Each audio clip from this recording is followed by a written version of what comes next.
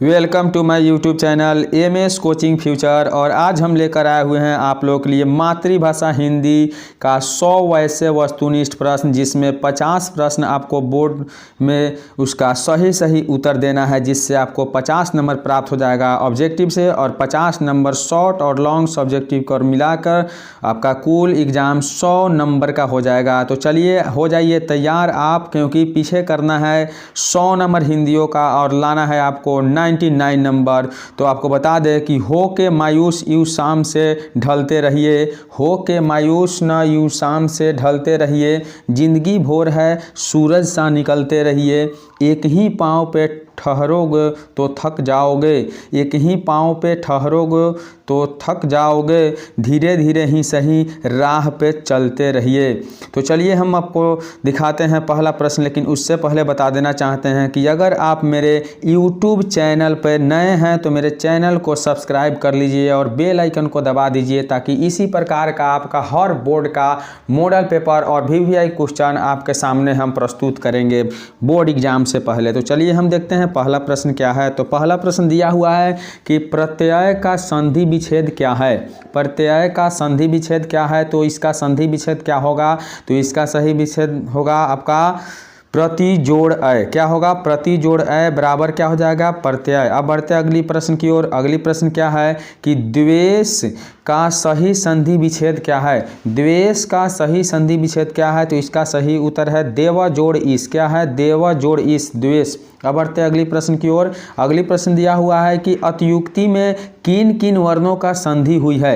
अतियुक्ति में किन किन वर्णों का संधि हुई है, इसका सही उत्तर है ई जोड़ उ। क्या है, ई जोड़ उ। एक एक प्रश्न महत्वपूर्ण है, वीडियो पर लगातार बने रहिएगा। तो चलिए अब हम लेकर आए हैं अगला प्रश्न। तो अगला प्रश्न क्या है कि अन्वेषण का सही संधि विच्छेद क्या है। अन्वेषण का सही संधि विच्छेद क्या है, तो इसका सही उत्तर होगा आपका अनु जोड़ एसन। क्या होगा, अनु जोड़ एसन। अब बढ़ते हैं अगली प्रश्न की ओर। अगली प्रश्न क्या है, तो दिया हुआ है स्वागत का सही संधि विच्छेदन क्या है, यानी स्वागत का सही संधि विच्छेद क्या है, तो इसका सही उत्तर क्या है, तो इसका सही उत्तर है सु जोड़ आगत। क्या है, सु जोड़ आगत बराबर क्या हो जाएगा, स्वागत। चलिए अब बढ़ते हैं अगली प्रश्न की ओर, वीडियो पे लगातार बने रहिएगा। तो अगला प्रश्न क्या है, देखिए ध्यान से देखिएगा। दिया हुआ है कि गिरीन्द्र में किन किन वर्णों का संधि हुई है।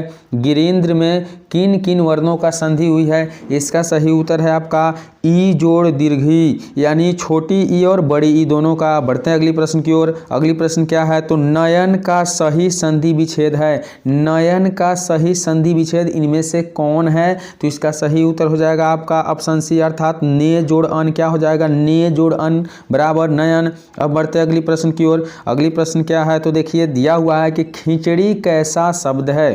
खिचड़ी कैसा शब्द है, तो इसका सही उत्तर क्या होगा, तो इसका सही उत्तर होगा देशज, क्योंकि खिचड़ी कैसा शब्द है तो देशज शब्द है।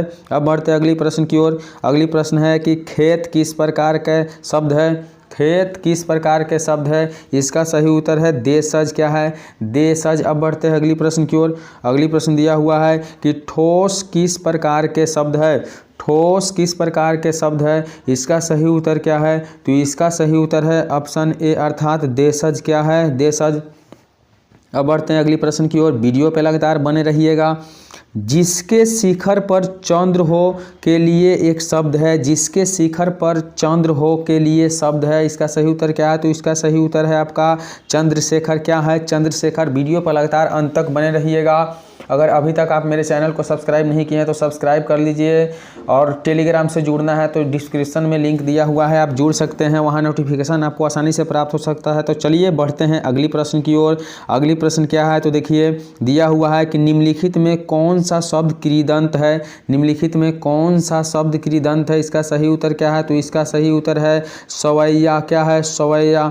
अब बढ़ते हैं अगली प्रश्न की ओर। अगली प्रश्न दिया हुआ है कि निम्नलिखित में कौन सा शब्द तद्धित है, यानी निम्नलिखित में कौन सा शब्द तद्धित है, तो इसका सही उत्तर क्या है, तो सही उत्तर है गठड़ी। क्या है, गठड़ी तद्धित शब्द है।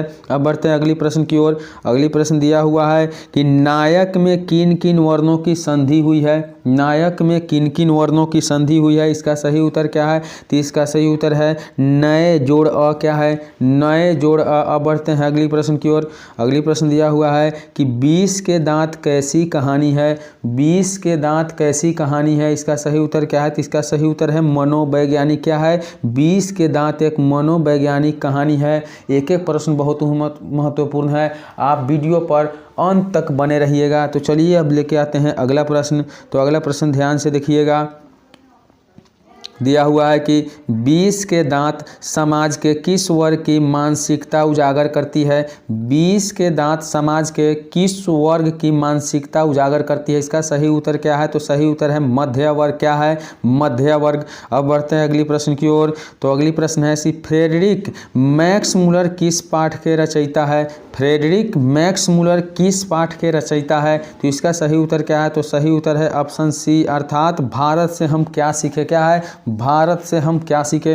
अब बढ़ते हैं अगली प्रश्न की ओर। अगली प्रश्न क्या है कि मैक्स मूलर कहाँ के रहने वाले थे, मैक्स मूलर कहाँ के रहने वाले थे, इसका सही उत्तर क्या है, तो इसका सही उत्तर है ऑप्शन बी अर्थात जर्मनी। कहाँ के रहने वाले थे, जर्मनी का। अब बढ़ते हैं अगली प्रश्न की ओर। अगली प्रश्न दिया हुआ है कि भारत कहाँ बसता है, भारत कहाँ बसता है, इसका सही उत्तर है गाँवों में। कहाँ बसता है, गाँवों में। अब बढ़ते हैं अगली प्रश्न की ओर। अगली प्रश्न दिया हुआ है कि पारसियों में धर्म का क्या नाम है, पारसियों में धर्म का क्या नाम है, इसका सही उत्तर क्या है, तो इसका सही उत्तर है जरथुमन। क्या है, जरथुमन। अब बढ़ते हैं अगली प्रश्न की ओर। अगली प्रश्न दिया हुआ है कि नाखून क्यों बढ़ते हैं, किस प्रकार का निबंध है, नाखून क्यों बढ़ते हैं, किस प्रकार का निबंध है, तो आपका सही उत्तर है ललित, क्योंकि ललित प्रकार का निबंध है। अब बढ़ते हैं अगली प्रश्न की ओर। हजारी प्रसाद द्विवेदी किस निबंध के रचयिता है, हजारी प्रसाद द्विवेदी किस निबंध के रचयिता है, इसका सही उत्तर है नाखून क्यों बढ़ते हैं। क्या लिखे हुए थे, तो नाखून क्यों बढ़ते हैं। अब बढ़ते हैं अगली प्रश्न की ओर। तो अगली प्रश्न क्या है, वीडियो पर लगातार अंत तक बने रहिएगा। तो दिया हुआ है कि अल्पज्ञ यानी अल्पज्ञ पिता कैसा जीव होता है, अल्पज्ञ पिता कैसा जीव होता है, इसका सही उत्तर है दयनीय जीव। क्या होते हैं, दयनीय जीव होते हैं। अब बढ़ते हैं अगली प्रश्न की ओर। अगली प्रश्न दिया हुआ है कि दधीची की हैडी से क्या बना था, दधीची के हैडी से क्या बना था, इसका सही उत्तर क्या है, तो इसका सही उत्तर है आपका इंद्र का वज्र। क्या बना था, इंद्र का वज्र। अब बढ़ते हैं अगली प्रश्न की ओर।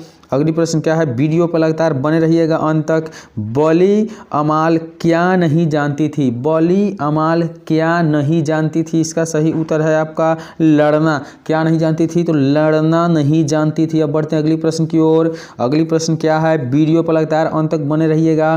पहले दिन पाप्ती को था, पहले दिन पाप्ती को था, पाप्ती को क्या था, तो सही उत्तर है बुखार, यानी पहले दिन पाप्ती को बुखार हुआ था। अब बढ़ते हैं अगली प्रश्न की ओर। अगली प्रश्न दिया हुआ है कि धरती कब तक घूमेगी, कहानीकार कौन है, यानी धरती कब तक घूमेगी की कहानीकार किसने लिखा है, तो इसका सही उत्तर क्या है, तो सही उत्तर है ऑप्शन डी यानी सांवरदैया। किसने लिखा था, तो सांवरदैया ने। अब बढ़ेंगे अगली प्रश्न की ओर।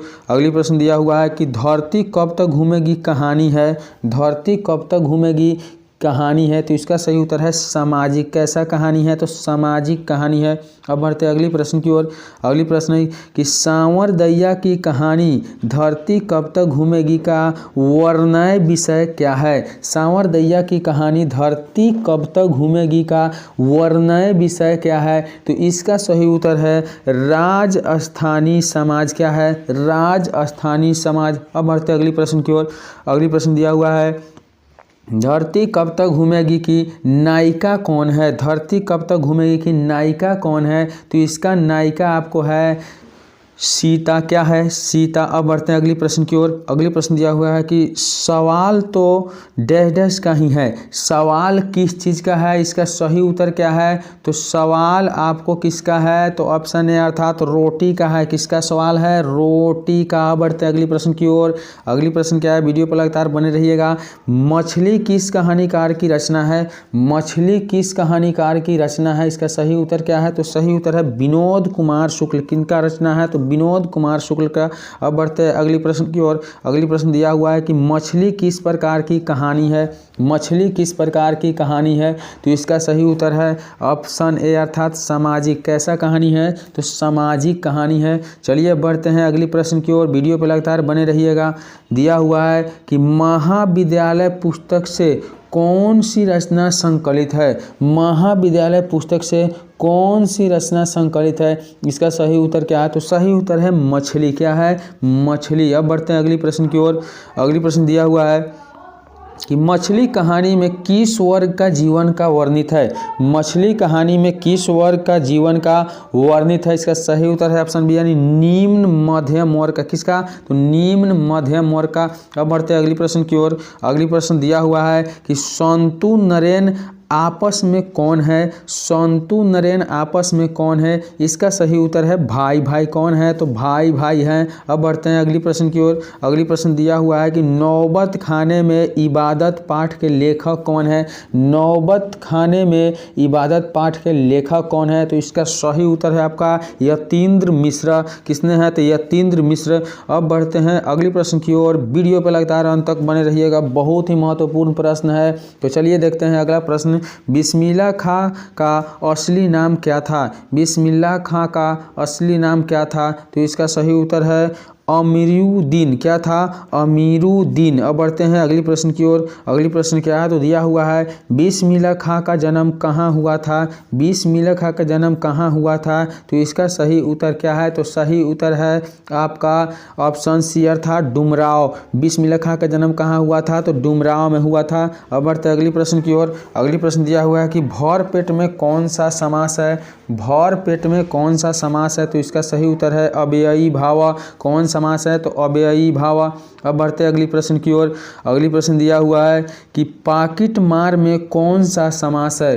पाकिट मार में कौन सा समास है, इसका सही उत्तर है ऑप्शन बी अर्थात तत्पुरुष। क्या है, तत्पुरुष।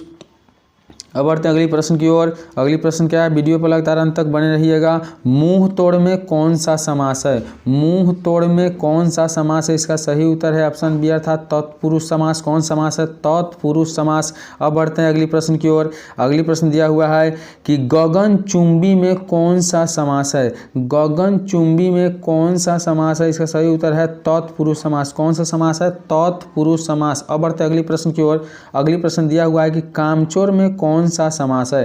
कामचोर में कौन सा समास है, इसका भी सही उत्तर है तत्पुरुष। क्या है, तत्पुरुष। अब बढ़ते अगली प्रश्न की ओर। अगली प्रश्न दिया है, ध्यान से वीडियो पर बने रहिएगा कि नीचे लिखे शब्दों में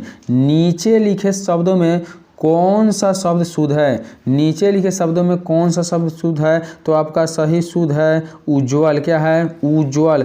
अब बढ़ते अगली प्रश्न की ओर। अगली प्रश्न दिया हुआ है कि नीचे लिखे शब्दों में कौन सा शब्द अशुद्ध है। नीचे लिखे शब्दों में कौन सा शब्द अशुद्ध है, तो इसका सही उत्तर है पूज्यास्पद। क्या है, पूज्यास्पद। अब बढ़ते अगली प्रश्न की ओर। अगली प्रश्न क्या है, वीडियो पर लगातार अंत तक बने रहिएगा। नीचे लिखे शब्दों में कौन सा शब्द शुद्ध है। नीचे लिखे शब्दों में कौन सा शब्द शुद्ध है, इसका सही उत्तर है ऑप्शन डी यानी बहुलता। क्या है, बहुलता। अब बढ़ते अगली प्रश्न की ओर। अगली प्रश्न लिखा हुआ है कि नीचे लिखे शब्दों में कौन सा शब्द शुद्ध है। नीचे लिखे शब्दों में कौन सा शब्द शुद्ध है, तो इसका सही उत्तर है श्रृंगार। क्या है, श्रृंगार। अब बढ़ते अगली प्रश्न की ओर। अगली प्रश्न क्या है, वीडियो पर लगातार अंत तक बने रहिएगा। दिया हुआ है कि नीचे लिखे शब्दों में कौन सा शब्द शुद्ध है। नीचे लिखे शब्दों में कौन सा शब्द शुद्ध है, इसका सही उत्तर है ऑप्शन ए अर्थात शताब्दी। क्या है, शताब्दी। अब बढ़ते हैं अगली प्रश्न की ओर। अगली प्रश्न दिया हुआ है कि नीचे लिखे शब्दों में कौन सा शब्द शुद्ध है। नीचे लिखे शब्दों में कौन सा शब्द शुद्ध है, तो इसका सही उत्तर है गोपनीय। क्या है, गोपनीय। अब बढ़ते हैं अगली प्रश्न की ओर। तो अगला प्रश्न है कि अज्ञेय का पूरा नाम क्या है। अज्ञेय का पूरा नाम क्या है, तो इसका सही उत्तर है ऑप्शन डी अर्थात सच्चिदानंद हीरानंद वात्स्यायन अज्ञेय। ठीक है। अब बढ़ते हैं अगली प्रश्न की ओर। अगली प्रश्न क्या है, वीडियो पर लगातार बने रहिएगा। दिया हुआ है कि रामविलास शर्मा का जन्म हुआ था। रामविलास शर्मा का जन्म कब हुआ था? तो इसका सही उत्तर है 1912, क्योंकि रामविलास शर्मा का जन्म कब हुआ था? 1912 ईस्वी में हुआ था। अब बढ़ते अगली प्रश्न की ओर। अगली प्रश्न दिया हुआ है कि संधि के भेद होते हैं। संधि के कितने भेद होते हैं? बहुत ही महत्वपूर्ण प्रश्न है। तो संधि के 3 भेद होते हैं। कितने भेद होते हैं? 3 भेद होते हैं। अब बढ़ते अगली प्रश्न की ओर। अगली प्रश्न दिया हुआ है कि गुणवान शब्द में प्रत्यय है। गुणवान शब्द में प्रत्यय है, इसका सही उत्तर क्या है? तो सही उत्तर है वान। क्या है? वान। अब बढ़ते अगली प्रश्न की ओर। अगली प्रश्न दिया हुआ है कि बिस्मिल्लाह खां का संबंध है। बिस्मिल्लाह खां का संबंध क्या है? तो शहनाई से। किनसे संबंध है? शहनाई से। अब बढ़ते अगली प्रश्न की ओर। अगली प्रश्न दिया हुआ है कि 20 के दांत पाठ की विद्या है। 20 के दांत पाठ की विद्या क्या है? तो ये एक कहानी है। क्या है? कहानी है। अब बढ़ते अगली प्रश्न की ओर। अगली प्रश्न दिया हुआ है कि परिमाणवाचक विशेषण है। परिमाणवाचक विशेषण क्या है? इसका सही उत्तर है ऑप्शन बी अर्थात थोड़ा सा। क्या है? थोड़ा सा। अब बढ़ते अगली प्रश्न की ओर। अगली प्रश्न दिया हुआ कि बाढ़ की समस्या कहानी के केंद्र में है। बाढ़ की समस्या कहानी के किस केंद्र में है? तो ढहते विश्वास। क्या है? तो बाढ़ की समस्या ढहते विश्वास कहानी के केंद्र में है। अब बढ़ते अगली प्रश्न की ओर। अगली प्रश्न क्या है? वीडियो पर लगातार अंत तक बने रहिएगा। दिया हुआ है कि विद्यालय का संधि विच्छेद है। विद्यालय का संधि विच्छेद क्या है? तो इसका सही उत्तर क्या है? तो विद्यालय का संधि विच्छेद है आपका विद्या जोड़ आलय। क्या है? विद्या जोड़ आलय। अब बढ़ते अगली प्रश्न की ओर। अगली प्रश्न है कि हिंदी लिखी जाती है। हिंदी लिखी जाती है देवनागरी लिपि में। क्या हो जाएगा? देवनागरी लिपि में। अब बढ़ते हैं अगली प्रश्न की ओर। अगली प्रश्न क्या है? तो वीडियो पर लगातार बने रहिएगा। भारत माता कविता में भारत का कैसा चित्र प्रस्तुत किया गया है? भारत माता कविता में भारत का कैसा चित्र प्रस्तुत किया गया है? तो इसका सही उत्तर है ऑप्शन सी अर्थात यथा तथ्य। क्या है? यथा तथ्य। अब बढ़ते अगली प्रश्न की ओर। अगली प्रश्न क्या है? तो जातीय अस्मिता की दृष्टि से इतिहास का प्रवाह कैसा है? जातीय अस्मिता की दृष्टि से इतिहास का प्रवाह कैसा है? इसका सही उत्तर है विच्छिन्न और अविच्छिन्न दोनों। विच्छिन्न और अविच्छिन्न दोनों। अब बढ़ते अगली प्रश्न की ओर। अगली प्रश्न क्या है? तो दिया हुआ है कि आधुनिक सभ्य समाज श्रम विभाजन को आवश्यक क्यों मानता है? आधुनिक सभ्य समाज श्रम विभाजन को आवश्यक क्यों मानता है? इसका सही उत्तर क्या है? तो कार्य कुशलता के लिए। किसके लिए? कार्य कुशलता के लिए। अब बढ़ते हैं अगली प्रश्न की ओर। अगली प्रश्न दिया हुआ है कि श्रम विभाजन और जाति प्रथा पाठ बाबा साहेब के किस भाषण से संबंधित है? श्रम विभाजन और जाति प्रथा पाठ बाबा साहेब के किस भाषण से संबंधित अंश है? इसका सही उत्तर क्या है? तो सही उत्तर है एनिहिलेशन ऑफ कास्ट। क्या है? Annihilation of caste. तो वीडियो पर लगातार अंत तक बने रहिएगा। देखते हैं अगला प्रश्न। ऐसे ही लड़के आगे चलकर गुंडे चोर डाकू बनते हैं। यह पंक्ति कहानी किस पात्र ने कही है? ऐसे ही लड़के आगे चलकर गुंडे चोर डाकू बनते हैं। यह पंक्ति किस कहानी के पात्र से कहा गया है? तो इसका सही उत्तर है सेन साहब की धर्मपत्नी। क्या है? सेन साहब की धर्मपत्नी। अब बढ़ते अगली प्रश्न की ओर। अगली प्रश्न क्या है? तो वीडियो पर लगातार अंत तक बने रहिएगा। दिया हुआ है कि किसके अध्ययन क्षेत्र में भारत के कारण नवजीवन का संचार हो चुका है? किसके अध्ययन क्षेत्र में भारत के कारण नवजीवन का संचार हो चुका है? इसका सही उत्तर क्या है? तो इसका सही उत्तर है ऑप्शन बी अर्थात नीति शिक्षा। क्या है? नीति शिक्षा। अब बढ़ते अगली प्रश्न की ओर। अगली प्रश्न क्या है? तो दिया हुआ है कि मंगमा की बहू क्या नाम है? मंगमा की बहू का क्या नाम है? इसका सही उत्तर क्या है? तो इसका सही उत्तर है नजमा। क्या है? नजमा। अब बढ़ते हैं अगली प्रश्न की ओर। अगली प्रश्न दिया हुआ है कि ढहते विश्वास कहानी किस लेखक द्वारा अनुदित है? ढहते विश्वास कहानी किस लेखक द्वारा अनुदित है? तो इसका सही उत्तर है ऑप्शन ए अर्थात राजेंद्र प्रसाद मिश्र। क्या है? राजेंद्र प्रसाद मिश्र। अब बढ़ते हैं अगले प्रश्न की ओर। अगली प्रश्न क्या है? तो दिया हुआ है कि माँ कहानी किस लेखक द्वारा रचित है? माँ कहानी किस कहानीकार द्वारा रचित है, यानी किस लेखक द्वारा रचित है, लिखा गया है? तो इसका सही उत्तर है ईश्वर पेटलीकर। क्या है? ईश्वर पेटलीकर। अब बढ़ते अगली प्रश्न की ओर। अगली प्रश्न दिया हुआ है कि मंगू की माँ की कहानी संतानें थी। मंगू की माँ की कहानी संतानें थी। इसका सही उत्तर क्या है? तो इसका सही उत्तर है ऑप्शन सी अर्थात 4। मंगू की माँ के कितने संतान थी? तो 4 संतान थी। अब बढ़ते अगली प्रश्न की ओर। अगली प्रश्न दिया हुआ है कि नौगर कहानी किस भाषा से अनुदित है? नौगर कहानी किस भाषा से अनुदित है? इसका सही उत्तर है ऑप्शन बी अर्थात तमिल। क्या है? तमिल भाषा से। अब बढ़ते अगली प्रश्न की ओर। अगली प्रश्न दिया हुआ है कि पापती की उम्र क्या थी। पापती की उम्र क्या थी, तो पापती की उम्र आपका 12 वर्ष थी। कितना उम्र थी, 12 वर्ष थी। अब बढ़ते अगले प्रश्न की ओर।